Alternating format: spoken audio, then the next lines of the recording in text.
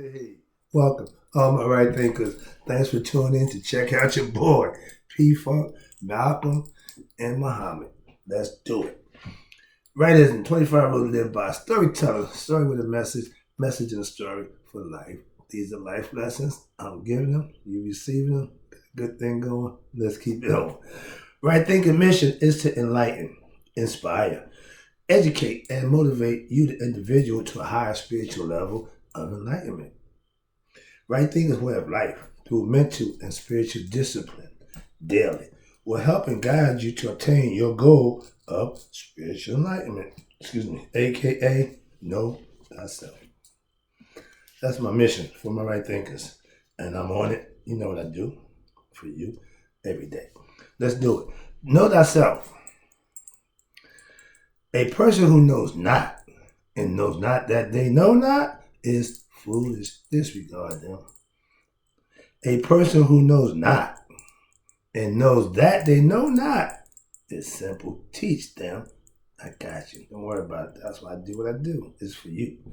A person who knows not and believe that they know. Got to go. They're dangerous. Avoid them. A person who knows and knows not that they know is asleep. Awaken them. I can. That's what I do for you. I'm a spiritual alarm clock. I can wake you up with knowledge of self. A person who knows and knows that they know is wise. All these persons reside in you. Right thinkers, know thyself. And to Maya, be true. If you live Maya, they said, you won't die. If you live egoistic, your days is numbered. Let's go. Let's talk about, I went to a funeral and it made me reflect because I'm sitting there and listening to all the accolades that was bestowed on the brother in the casket. A lot of times you go to a funeral, they say a whole bunch of good stuff about the person that's there. And a lot of the stuff they say ain't even true about that person that's in there. We know you got to say good stuff. But this was the brother who, for my belief and my understanding and my experience, everything they said about him was right on point. And that's like what makes a funeral a good send-off, a good service where they bring it to you, and my man did a good job. So it had me reflecting. So the question now I ask right thing is, how will you be remembered? Every scenario that I go through is like a muse. That's what get me thinking. I take and make the concept and put it into a lesson. So here we go. This lesson is, how will you be remembered? Let's go. We all wonder what would be said about us in our time of death or birth into new life, some reincarnation. Everybody ain't going to the next life, but that's the concept, okay? Now, when I attended a funeral service over the weekend, the man who was in that casket, I had much respect for, and I never seen him preach a service. I never seen him in church procedure. I've seen him in regular scenario, but he was always that guy. That everything he said, person to me that we interacted, was always good advice. And that old man always, always came with a kind word, carried himself real smooth, real respectful. So as I'm sitting there hearing what the accolades I'm thinking about, I say, yeah, he's a good man. When you're a good man, people will know that. And they will remember that. So you live respected, you die regretted because they're going to miss who and what you was and how you did what you did. He ran a ministry for over 50 years. I've never seen him in church.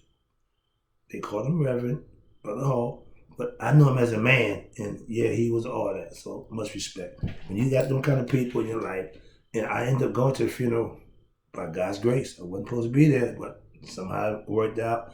I got there. My pastor, I talked to him the night before. He said, "But right, I'm going to send my man." I said, "I know it's your boy. I got respect for him, but I wasn't planning on attending." And he told me, he said, "Brother Wright, I got my suit. I got my robe. I ain't got no ride. Okay, you got one now. I'm going.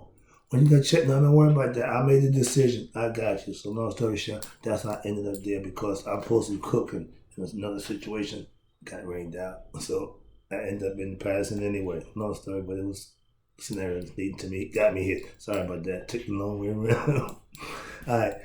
When you're going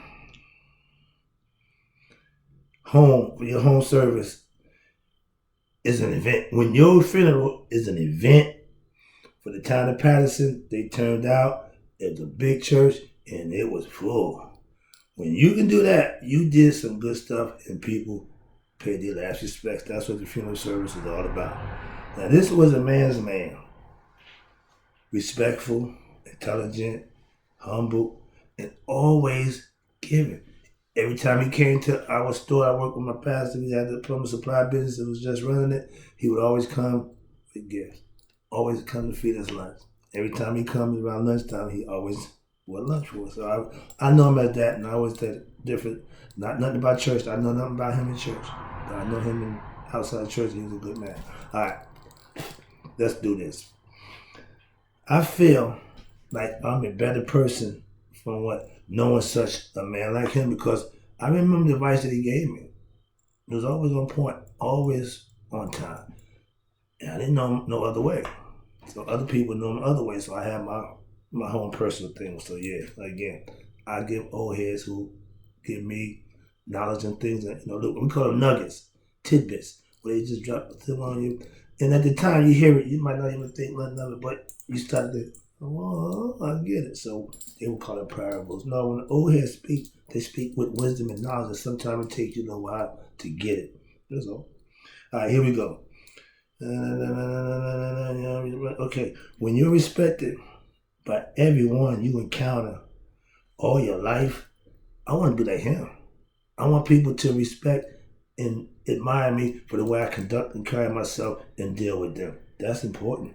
I see after today, I wasn't the only one that he touched in that manner spiritually. He's a special dude. Why? He was a real God-fearing man, and he carried himself and conducted himself in that manner. That's why. All praise and respect go to them kind of guys. I want to be like that. Okay, so yeah, he was a role model for me, just like my boys. Okay, I was just self-reflecting about my life, sitting there crying like a baby, because I felt the loss, but I also felt the love and respect that everybody had for him, and yeah, it hurt. Okay, I've seen some good homegoings. Today is one of them. I was impressed, very much impressed, with the people who spoke and how they spoke about him. Knowing him the way I did, other people know him just as well. And it's all good. I know we all will have our day. Again, judgment day. I'm good with that. I'm comfortable in my position. My pastor asked a question. How you think God feel about you and what you're doing? I know he tickled pink with me right now, so I'm good with that concept. I know I wasn't always in this good grace, but I haven't gotten better. So yeah, I'm good with that concept now. Where we at? All right. In life, the ancients deal was, how Mayat did you live? AKA living right will be remembered by those who knew you. How you lived your life will be remembered by the people who saw you and encountered you. That's all. I wonder who will speak up for me in my behalf when it's my turn. I already let my pastor know, dude, if I'm going to be eulogized, and if you still walking and you ain't doing it, I'm coming back and haunting all y'all. I'm going to tell you that right now. If you don't send me off, it ain't going to be right. So I already put my position, I'm still in my position with my pastor on that time. So I figure I got a good send off with my man doing it. At least he know me. I've been to a lot of funerals, and I got to use my old man. Worst funeral ever. Why? Because the person who did it didn't know my dad. When you, in your time, the person who knew him best didn't eulogize him. They had somebody else do it.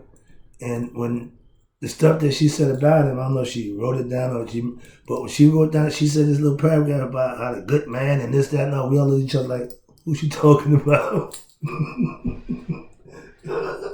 I'm sorry, I got to get back to the lesson.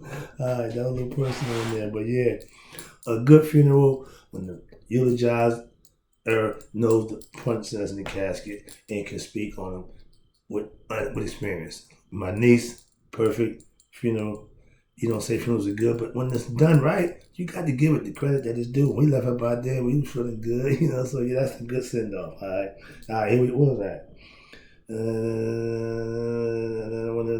Okay, here you go. Okay, here you go. I wonder, okay, I did that. That's what I heard today from my uncle, Brother Hall. One hell of a good man.